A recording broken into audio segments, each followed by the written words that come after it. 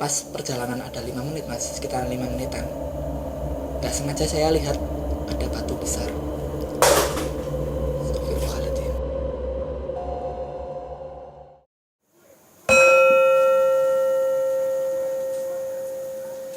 Selamat datang di channel Jelas. Saat ini Anda sedang menyaksikan cerita seram. Aduh.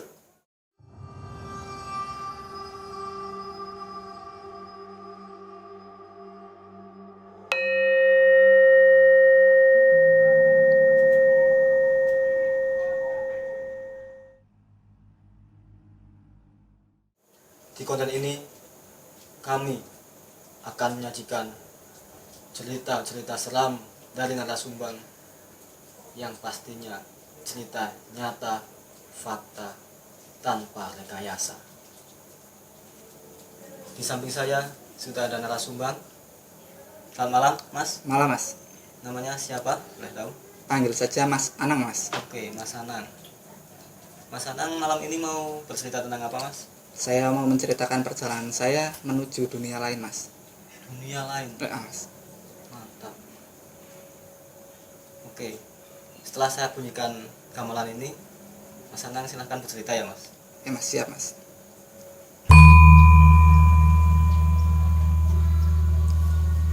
Awal mulanya pada tahun 2018 akhir, saya dan 3 teman saya memiliki rencana mas. Rencana buat pergi ke rumah salah satu teman saya yang terletak di sebuah desa terpencil di tengah-tengah hutan mas, yang terletak di daerah Paninggaran, Pekalongan mas. Awal mula kita merencanakan perjalanan itu jauh-jauh hari. Namun di saat hari H kita pergi ke sana, satu persatu orang membatalkan rencana mas. Tinggal saya sendiri yang akan pergi ke sana. Karena sudah ada janji, saya harus nepatin janji itu mas. Jadi saya ngabarin teman saya ke sana sendiri. Awal mula perjalanan dari Batang ke Pekalongan normal-normal saja. Saya berangkat dari rumah jam 10 sampai di daerah Pekalongan Paninggaran sekitaran hampir jam 11 mas. Siang mas. Saat mulai sampai di daerah Paninggaran, masih jalan utama mas ini mas, jalan raya. Di sana harus lewat jalan kampung mas, jalan kampung.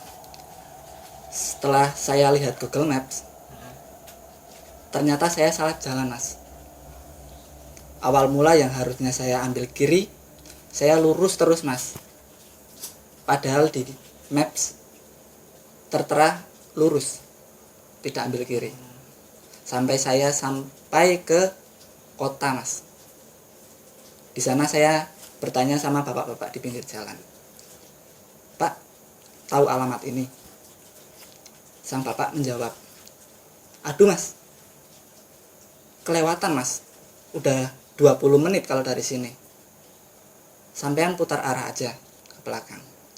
Lalu ada tempat bertulisan TPG, tempat penampungan getah mas. Kata bapak-bapak itu, suruh masuk jalan TPG. Lalu saya mutar lagi sampai ke tempat TPG itu mas. Saya tidak mau ngambil resiko lagi. Di situ saya ketemu sama simbah-simbah mas. Simbah-simbah itu sepuh mas, Mbah Kakung, agak bungkuk, orangnya tua, rambut putih, agak panjang. Dan saya bertanya mas sama simbah tersebut, Mbah, arah ke desa ini kemana ya? Lalu simbah-simbah itu menjawab mas, dengan bahasa yang lirih sambil terpatah-patah. Beliau menjawab, lurus aja mas, gak usah belok-belok. Nanti ketemu gapura besar, ada tulisan desa tersebut. Setelah saya dengar arahan dari simbah-simbah tersebut, saya lanjutkan perjalanan mas. Kalau menurut GPS dari TPG sampai ke rumah teman saya itu cuma butuh waktu paling lama 8 menit mas, karena dekat, nggak sampai 1 kilometer, nggak ada itu 8 menit Kalau tali maps tuh. dari maps TPG itu mas sampai ke rumahnya. Saya lanjut mas ya. Dari TPG saya ikuti arah simbah-simbah tersebut yang harusnya di maps ada percabangan saya lurus, itu ada 2 kali mas. Kalau di maps saya ikut arah-arah simbah tersebut, simbah-simbah bilang kalau ada percabangan, pertigaan, bahkan perempatan, lurus saja. Tapi di situ saya mulai berpikir mas, di maps itu cuman ada percabangan saja 2 jalan mas. Yang paling lurus itu mentok hutan mas, buntu, nggak ada kampung. Jalan yang dilalui juga jalan beraspal, namun sudah agak rusak. Namun masih bisa dilalui sepeda motor mas, 2 jalur masih bisa. Tapi kalau untuk mobil 1 jalur itu susah mas. Setapak Hampir setapak tapi masih di aspal mas. Saat saya berpikir seperti itu, sambil berjalan naik sepeda motor, saya ketemu percabangan mas. Saya ingat kata-kata kakek tersebut, sama feeling saya GPS harus lurus mas ini. Saya ikuti jalur lurus. Itu kan sudah melewati percabangan pertama. Logikanya di percabangan kedua saya harus ambil kiri. Tapi saya mengikuti saran mbah-mbah tersebut. Mungkin kan beliau lebih tahu daerah tersebut. Saya lurus mas. Saya mikirnya kalau lurus salah jalan kan mentok. Nah, saya bisa putar arah. Saat saya lurus, saya bingung mas di situ mas. Karena saya menemukan percabangan lagi, jalur percabangan lagi. Saya bingung harus ke kiri atau lurus. Yang harusnya di maps lurus itu udah nggak ada percabangan lagi. Di situ udah mulai bingung saya. Saya coba buka HP, GPS yang udah saya download nggak bisa dibuka mas. Nggak ada sinyal. Bukan nggak ada sinyal, kan GPS kalau di download walaupun nggak ada sinyal offline masih bisa. Itu nggak bisa sama sekali mas. Harusnya bisa, itu nggak bisa sama sekali. Dari percabangan itu saya masih penasaran mas, kalau lurus lagi kan otomatis mentok, endingnya mentok. Saya lurus lagi, ketemu percabangan lagi mas, 2 percabangan ke bawah sama lurus lagi ke depan. Saya bingung di situ antara putar balik atau lurus. Di situ udah sekitaran 3 percabangan saya lewatin dalam waktu 15 menitan mas itu mas. Saya masih penasaran. Saya lurus lagi, ketemu percabangan lagi. Saya di situ mulai bingung mas, kenapa nggak mentok jalannya? Padahal harusnya mentok, mentok itu. Saat di situ terdengar suara azan mas. Saya mendengar sayup-sayup azan dari sebelah kiri jalan. Saya belum berani ke bawah.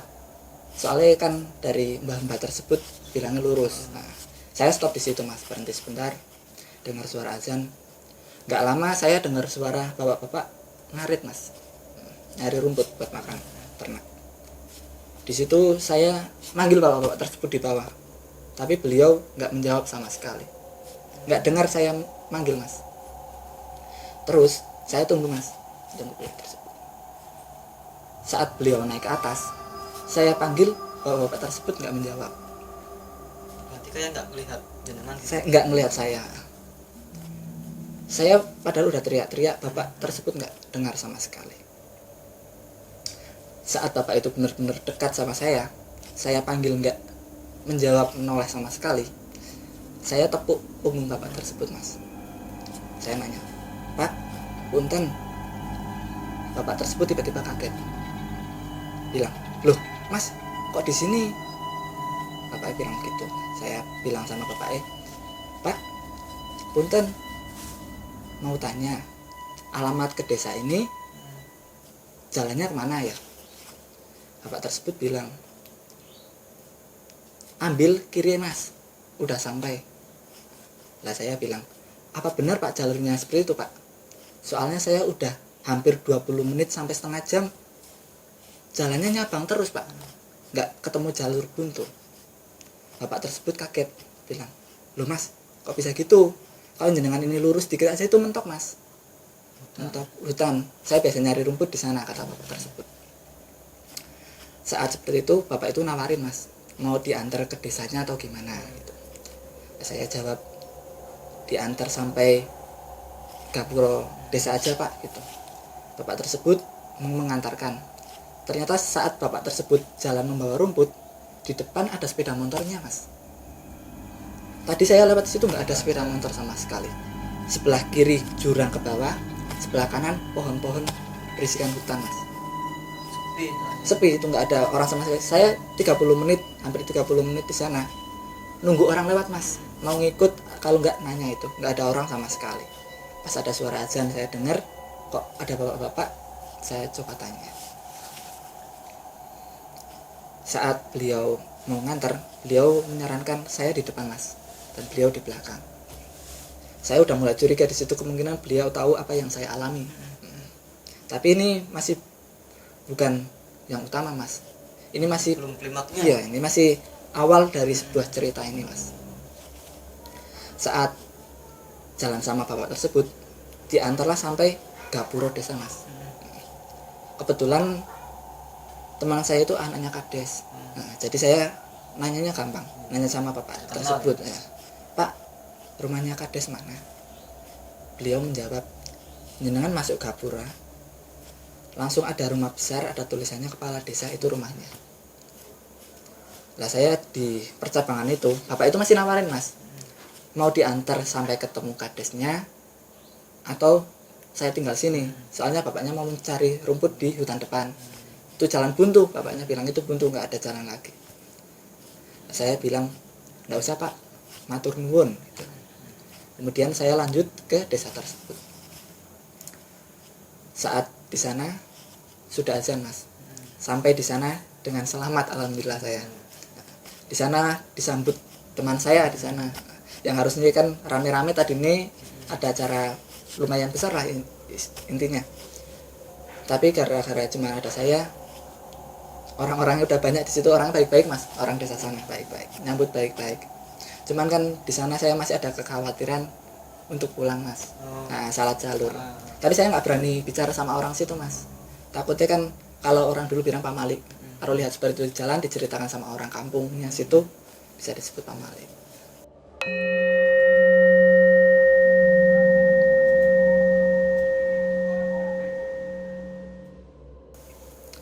Singkat cerita Mas, sudah sore ini Mas, saya harus pulang karena ada janji sama orang lain di rumah. Saat itu sekitaran pukul 5 lebih Mas, mau setengah 6. Saya pamit sama orang-orang sana, sama teman saya juga saya pamit, sama bapak kadesnya. Diantar sampai depan Gapuro. Di depan Gapuro desa tersebut ada simbah-simbah Mas ini Mas. Yang tadi Beda lagi, ini simbah-simbah putri ini. Nah, kalau penglihatan saya sih mbah-mbah tersebut kayak juru kunci Mas. Nah, kayak juru kunci di situ. Soalnya kalau ada orang luar datang ke situ, pasti istilahnya sowan dulu, bilang pamit mbah datang gitu. Saat saya hendak pulang, kan itu udah mau jam setengah 6 Mas ya. Itu kondisi cuaca gerimis Mas, gerimis. Mbah tersebut bilang gini Mas, Dek, Leh, mau kemana? Si mbah bilang gitu. Saya jawab, mau pulang Mbah. Lalu si mbahnya tanya lagi, pulang kemana Mas? Dia jawab, ke rumah Mbah saya. Rumah saya di Batang. Mbah tersebut bilang, oh jauh nggih. Terus si mbah itu nyaranin, kenapa nggak pulang besok aja? Kan bisa nginep di rumah kades gitu. Soalnya kan udah sore, si mbah bilang gitu, udah sore. Gerimis lagi, si mbah kan kata gerimis lagi gitu. Saya jawab, punten Mbah, udah ada janji. Si mbah itu bilang lagi, udah mau jam 6, gerimis lagi. Nginep nggak apa-apa, nggak masalah. Di kades udah disiapkan rumah kalau ada orang tamu nginep. Saya masih bilang sama mbah tersebut, punten Mbah, saya harus pulang, udah ada janji soalnya. Simbah sebut bilang yang ketiga kali, gerimis loh ini nggak usah pulang, nginep di sini, pulang pagi-pagi nggak apa-apa. Tapi saya bilang lagi kembali gitu, maaf mbah, saya harus pulang, saya pamit mau pulang mbah, minta doanya saja biar selamat sampai tujuan, saya bilang gitu. Saat mau pulang, mbah-mbah tersebut bilang gini, mas, mau diantar anak-anak desa. Kebetulan di Gapuro ada beberapa anak desa yang masih duduk-duduk di sana. Si mbah itu bilang sama anak-anak itu, "Le, diantar le, ada tamu mau pulang." Si mbah bilang gitu. Tapi saya nggak enak, soalnya kan gerimis-gerimis, saya udah pakai mantel. Nah, anak-anak itu cuma duduk di gapura yang ada payungnya aja gitu, jadi nggak kehujanan. Kalau saya minta tolong kan nggak enak, kehujanan, kurang kesini, udah malam gitu istilahnya. Dari situ saya nekat mas pulang mas. Si mbah itu bilang, kalau pulang lurus saja. Secara logika juga benar mas. Kalau kita berangkat jalan Nyabang, kita lurus, Nyabang lurus, pulang kita harus lurus, nggak belok-belok kan. Mulai di sana saya nggak takut sama jalannya mas. Awal mula saya nggak takut sama jalan pulang, udah tahu. Saya nolak permintaan mbah-mbah tersebut buat diantar. Dengan bismillah saya jalan mas ini mas. Saya pede aja, jalan pulang kan harusnya lurus terus mas, sampai ke jalan utama, jalan raya. Di saat itu saya naik motor mas, jalan pelan-pelan, ketemu percabangan pertama yang ke arah desa, sama jalan buntu, sama yang satunya arah pulang mas. Itu kan nggak ada percabangan lagi, otomatis saya ambil kanan lurus ke jalur utama. Di situ hujan udah mulai agak besar mas, tapi tidak hujan yang lebat, gerimis besar itu. Nggak tahu nih, kabut tiba-tiba turun mas. Saya ingat ternyata mbak-mbak itu juga bilang, awas ada kabut gitu bilang. Tapi saya nggak tahu mas, kalau biasanya kalau daerah masih belum terlalu puncak, kabutnya nggak tebel itu, kabut-kabut tipis. Saya masih pede aja mas. Saya lanjutin perjalanan, nggak putar balik ke desa. Awal mula jalur masih sama mas, saya lewatin jalan aspal yang sedikit rusak. Setelah saya terus jalan, gerimis mulai lebat, kabut mulai turun, kabut mulai lebat juga mas. Saya susah lihat pandangannya. Tiba-tiba motor saya tergelincir mas. Saya kira saya masuk lubang pas jalan rusak itu. Karena saya pas lewat pertama ada lubang, saya lewatin itu. Pas pulang kena lubang itu mas. Saya pikir kepleset di situ. Saya sempat berhenti, nggak sampai jatuh mas. Berhenti, saya ngecek ada lubang bukan, ternyata ada batu mas, lumayan besar di situ. Bukan lubang, ternyata batu. Saya nabrak batu istilahnya, depan belakangnya. Saat itu kabut mulai pekat mas. Pandangan saya mulai kurang juga, sama mulai malam, itu sekitaran mau jam 6, kayak setengah 6 mau jam 6 mas itu mas. Udah gelap. Yang tadi terdengar suara jangkrik-jangkrik malam di sore hari, tiba-tiba sunyi mas, hening. Saya bingung di situ. Jalan yang saya lewatin harusnya aspal, saya kaget mas, kok jalannya berubah mas, jadi batu-batuan, kayak jalan setapak orang dahulu itu yang dibikin batu nyusun gitu, tapi ada yang nggak rata, yang besar-besar itu. Di situ saya bingung. Saya sempat ngucap astagfirullah, kok jalannya berubah. Saat saya lihat jalan yang berbeda dari awal saya lewatin mas, saya kaget sembari mengucap astagfirullah, kok jalannya berbeda. Dalam hati saya gitu.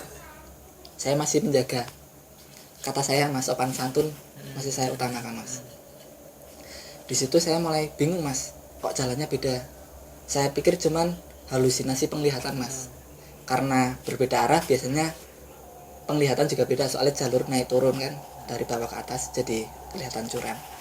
Tapi pas saya nengok ke belakang, jalan yang tadi masih aspal juga jadi batu-batu disusun mas. Saya di situ masih berhenti sebentar mas. Saya sempat ada pikiran mau putar arah. Tapi saya mikir, nggak sampai setengah jam harusnya sampai ke jalan utama. Di situ saya bismillah, lanjut lagi. Pas perjalanan ada 5 menit mas, sekitaran 5 menitan, nggak sengaja saya lihat ada batu besar. Astagfirullahaladzim. Besar. Astagfirullahaladzim. Besar. Astagfirullahaladzim. Kalau mas, tak lihat saat jenengan kok tegang gitu. Kalem. Maaf mas, Kalem. Apa? saya keinget dulu pas kejadian tersebut mas. Iya. Wajar itu. Pengalaman mistis itu emang susah dilupakan. Iya mas. Saya lanjut mas. Kita bisa lanjut. Bismillah. Saat itu saya lanjut lagi mas ke arah pulang ini. Saya naik sepeda motor lagi sambil ada kabut asap, gerimis masih lebat. Tiba-tiba batu besar yang saya bilang tadi ada di tengah-tengah jalan mas. Yang saya bingung kan, yang kiri jalan itu kan harusnya jurang ya ke bawah saat berangkat. Karena nih hutan-hutan mas, cuman pohon-pohon aja. Tapi pas saya pulang, yang kiri, yang sebelah kanan, yang tadi jurang masih jurang. Tapi saya tengok sebelah kiri, jadi tebing mas. Jadi tebing batu-batuan mas. Saya di situ bingung, mau antara putar arah sama lurus. Tapi seingatan saya udah ada 5 menitan di situ, mending lurus mas daripada putar arah malam lagi. Saya bismillah lurus lagi mas. Pas di batu besar, saya ingat mbak itu pesan lagi. Masih ingat saya, mbak itu bilang, hati-hati leh kalau ada batu besar hitam mengeluarkan asap, stop, jangan lanjut, jangan dilewatin, jangan diputerin, jangan putar arah juga mas. Mbak itu bilang gitu. Saya di situ bingung, saya harus apa gitu. Saya mau lewatin, si mbak itu bilangnya nggak boleh mas, jangan. Putar arah, si mbak bilang jangan. Saya bingung di situ. Saya mikir batu itu tiba-tiba longsor, jatuh dari atas, tiba-tiba nutupin jalan istilahnya gitu. Soalnya kan pas berangkat nggak hujan, pulang-pulang kan hujan gitu mas. Saya bingungnya juga batunya itu ngeluarin asap mas, ngeluarin asap, bukan kabut dari pegunungannya, bener-bener asap. Batu itu kayak panas, kayak panas ngeluarin asap gitu. Cuman saya mikirnya karena siangnya panas, batu itu panas karena air hujan menguap gitu. Setelah saya ingat kata-kata mbak itu, saya berhenti mas. Di situ berhenti, bingung, saya mau muter arah juga bingung. Saya berhenti di situ, nunggu ada 5 menitan, 10 menitan, bingung mau putar arah atau gimana. Saya putuskan buat putar arah. Saya keinget sama kata-kata si mbak tersebut mas, jangan ngelewatin batu tersebut, jangan dilompatin, jangan diputarin, jangan dilangkahin. Saya lihat juga batunya besar, nggak mungkin saya langkahin mas. Buat diputarin sepeda motor aja taruhannya nyawa mas. Sebelah kanan jurang itu mas, sebelah kiri nggak mungkin bisa lewat, itu udah ngepres sama temboknya itu. Saya memutuskan putar arah mas, walaupun agak sedikit ngelancangin kata-kata mbak tersebut. Saya terpaksa putar arah buat minta tolong mas sama orang-orang tersebut di desa, biar saya bisa pulang istilahnya. Tapi hal tersebut ternyata salah. Saya melanggar kata-kata mbak tersebut. Saya putar arah, ada sekitaran 20 menit saya jalan terus mas, nggak ketemu percabangan di situ, jalur rusak. 20 menit saya lurus terus nggak ketemu percabangan. Harusnya harus bertemu cabangan, saya turun ke bawah, tapi di situ nggak ada. Saya hampir putus asa di situ. Saat itu saya memutuskan lagi mas buat putar arah lagi. Saya putar arah, nggak sampai 2 menit ada kabut tebal, batu tersebut udah di depan mata mas. Saya langsung kaget, kok bisa batunya langsung di depan mata. Saya akan mundur 20 menit, kenapa batu tersebut datang tiba-tiba di depan saya.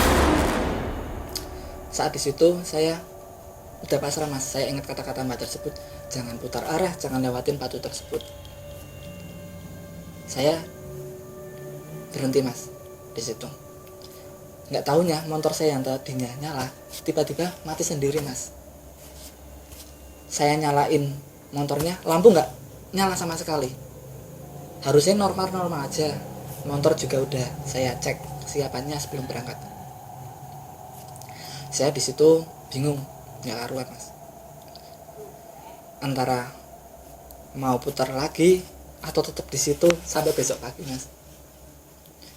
Saya di situ coba ngakalin motor saya starter, saya dogleng motornya. Sama sekali nggak ada bunyi atau apapun yang bisa menarik motor buat hidup mas. Lampu aja nggak bisa nyala, padahal aki juga baru saya. Di situ saya berhentikan motor saya standarin, saya duduk mas di step motor mas. Karena saya pakai mantel, masih gerimis juga hujannya, nggak bisa buka HP mas. Nggak bisa buka HP, mau buka HP takut soalnya nggak ada tempat neduh mas. Jadi di situ cuma bisa duduk, bingung di situ saya antara mau nunggu sampai pagi atau nekat putar arah lagi atau nekat ngelewatin batu tersebut mas. Saya coba tadi udah coba ke belakang, nggak ada hasilnya. Saya nekat mas, mau nekat karena udah setengah jam saya berhenti di situ nggak ngapa-ngapain, udah hampir pasrah. Kemudian saya nekat mas, mau muterin batu tersebut sambil dorong motor mas, karena nggak bisa dinyalain tersebut. Pas mau saya dorong, motornya berat mas, jadi berat, nggak bisa didorong. Saya di situ udah berpikiran macam-macam. Mungkin emang saya nggak boleh pulang dulu atau harus di situ dulu. Cuman saya juga masih pikiran positif mas. Saya mikirnya karena saya udah lelah mas, kehujanan, muter-muter kayak gitu, pikiran nggak karuan, jadi tenaga saya habis buat dorong motor ngelewatin batu-batu besar itu susah mas. Saya naik motor, saya gas aja kepleset hampir 2 kalian.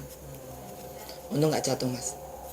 Di situ saya mau nekat ngelewatin batu tersebut, tapi motor nggak bisa digerakin sama sekali. Saya dorong ngelewatin satu batu, tenaga saya lemas mas, lemas. Di situ saya bingung lagi. Saya mau dorong cuman satu putaran roda aja susah mas. Gimana saya nanti lewatin jalan kecil di batu tersebut? Saya standarin lagi motor saya di situ. Saya duduk lagi di jok sekarang. Saya pasrah mas. Saya pasrah sembari nunggu pagi mas.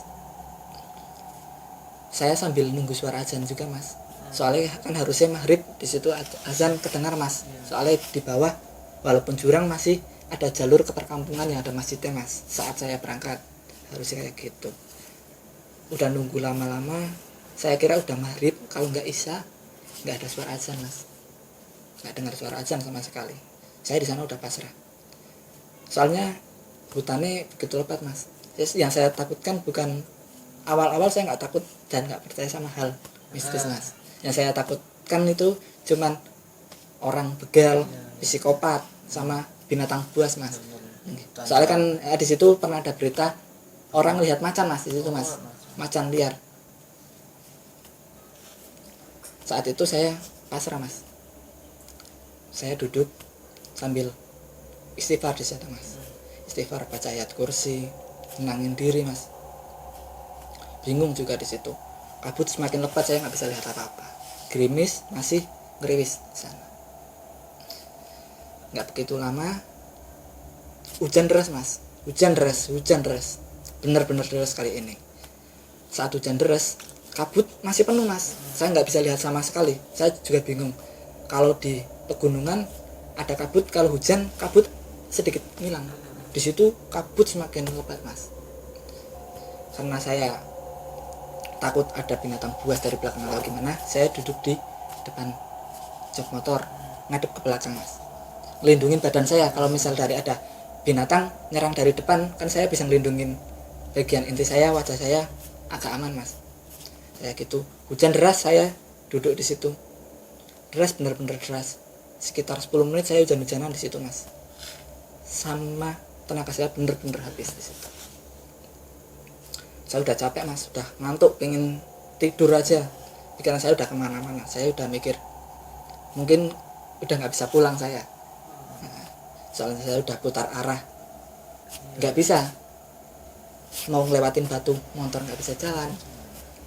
Saya pasrah mas di situ 10 menit hujan-hujanan, hujan bener-bener deras sampai saya bener-bener ngerasa capek, ngantuk mas. Nggak sampai memejamkan mata, tiba-tiba hujan reda mas, tinggal gerimis. Yang saya kagetkan mas, bener-bener saya kaget, nggak percaya. Kejadian ini benar-benar saya alami sendiri mas. Tiba-tiba motor saya di jalur saat pertama berangkat mas, mulai merinding mas saya mas, ini mas bener. Merinding ini mas. Di minum dulu. Minum dulu. Oke, udah tenang? Alhamdulillah mas, sedikit tenang mas. Silahkan dilanjut. Saat itu saya kembali ke jalan utama mas. Jalan itu benar-benar jalan yang saya lewatin pagi tadi. Walaupun saya berulang-ulang lewatin percabangan, tapi jalur itu masih sama seperti yang saya lewatin tadi pagi. Saya kaget di situ, minta ampun mas. Saya banyakin istighfar di sana. Saya baca alhamdulillah di situ. Masih bisa diberikan jalan pulang lagi mas. Saya nggak tahu yang saya alamin itu apa mas sebenarnya. Saya percaya mungkin cobaan buat saya buat jalanin ini semua sih. Pas itu kondisi jalannya rame apa masih sepi sama aja? Jalan di situ sepi mas. Emang itu desa tersebut cuma terdapat 20 rumah mas. Itu emang desa yang terisolir. Tapi untuk pengalaman tersebut sangat tidak terlupakan mas. Saat saya lanjut dari tempat tersebut, motor saya tadinya mati mas, nggak bisa nyala sama sekali. Saya bingung, posisi motor tadi kan mati sama sekali. Pas saya ngadep ke motor lagi, motor masih nyala, mesin masih nyala mas. Saya bingung mas, di situ bingung, benar-benar bingung. Yang saya alamin apa, halusinasi atau bagaimana, tapi kok kenyataan. Cuman saya di situ nggak bawa jam, jadi saya nggak tahu udah berapa lama saya ngelewatin. Cuman saya mengira-ngira aja lama saya di situ berapa menit, berapa jam saya di situ. Hujan-hujanan juga. Hari udah mulai gelap mas, udah nggak hujan, udah reda, tinggal gerimis-gerimis saja.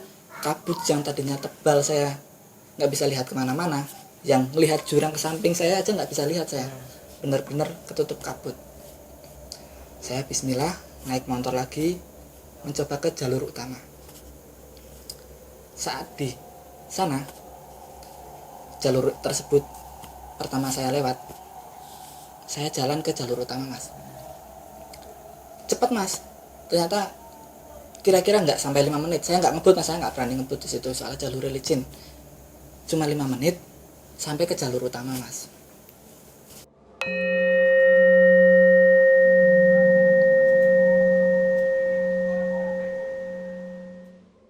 Setibanya di jalur utama itu mas, di TPG mas, saya ada niatan lagi mas ketemu bapak-bapak yang pertama saya jumpain.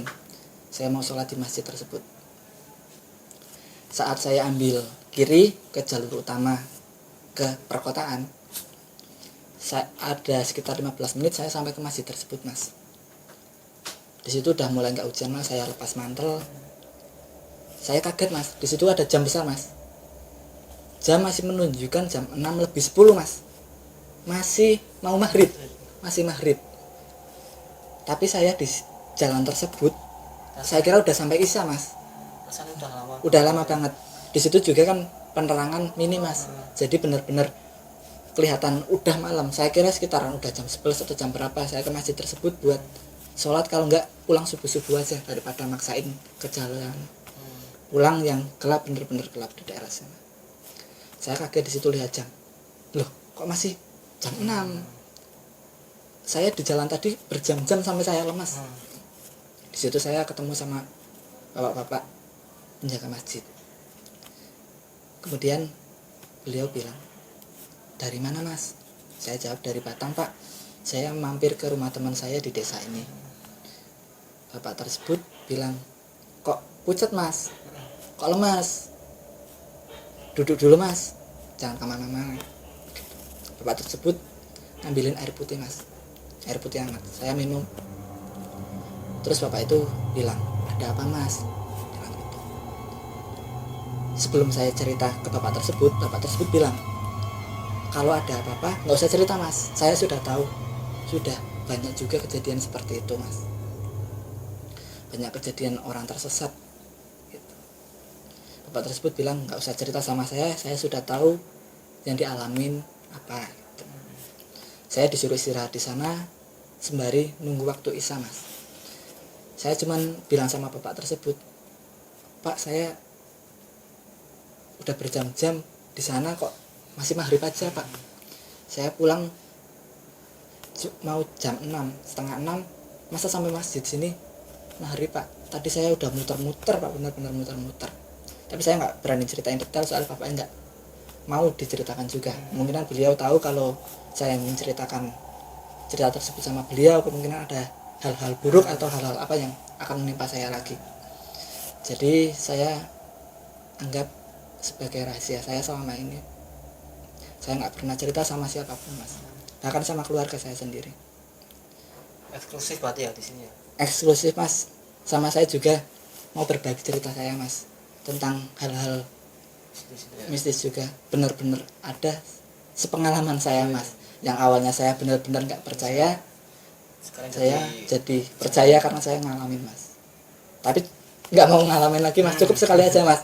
Itu aja saya udah benar-benar putus asa mas. Alhamdulillah dikasih selamat mas. Alhamdulillah. Terus setelah sholat isya, bapak tersebut bilang, mau tidur di masjid dulu aja, pulang subuh-subuh atau gimana. Nah, saya nanya sama bapak tersebut, Pak, kalau saya pulang gimana Pak, soalnya saya ada janji yang harus saya tepatin Pak.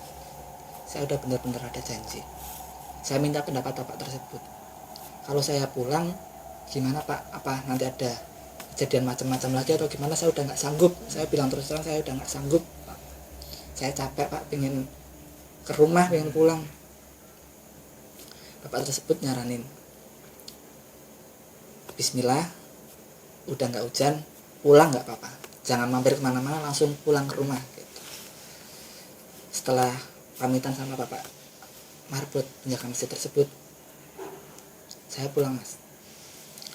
Saya singkat cerita, saya sampai di rumah mas. Sampai di rumah alhamdulillah dengan selamat, walaupun saya lemas, badan saya lemas. Sampai rumah badan rasanya nggak karuan, padahal saya naik motor tapi saya ngerasa kayak mendaki gunung mas. Kaki pegal semua, punggung berat. Saat sampai di rumah ngerasain itu semua, 2 hari saya sakit mas. Mau dimanapun kita berada, di waktu apapun, di sempit apapun, kita harus tetap ingat sama Gusti Pangeran mas. Betul, betul. Di situ saya benar-benar menerima pelajaran hidup mas. Kalau saya boleh menyimpulkan yang tadi dialami oleh Mas Anang, itu mungkin makhluk halusnya atau makhluk dari alam gaib itu mencoba untuk menyelamatkan Mas Anang justru. Menyelamatkan mas justru. Jadi mungkin karena jalan di situ yang curam dan licin dan kondisi hujan gitu ya. Jadi dengan cara mereka sendiri, mereka membuat Mas Anang seperti tersesat. Ya, mas. Padahal Mas Anang cuma di jalan itu. Berhenti, kemungkinan saya berhenti di satu titik berarti mas. Kalau kemungkinan kalau jalan mungkin akan terjadi kecelakaan yang tidak diinginkan. Mungkin seperti itu. Kalau menurut pandangan saya.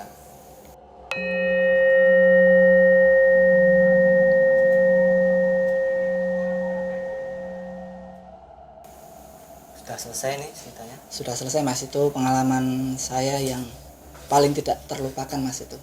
Ya. Yang dari awalnya saya tidak percaya dengan hal-hal gaib, saya sekarang percaya ada dunia selain dunia kita manusia mas.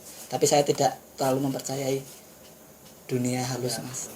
Yang penting percaya ada aja mas. Itu udah cukup mas buat saya. Pengalaman saya juga udah sampai cukup, nggak usah perlu sampai lebih mas. Udah cukup. kita akhiri cerita ini.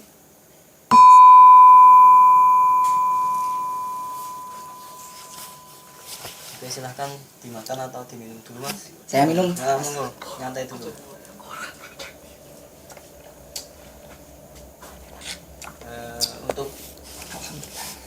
kru silahkan yang mau bertanya kepada Mas Anang, monggo. Gini Mas, saya itu mau tanya yang tadi apa,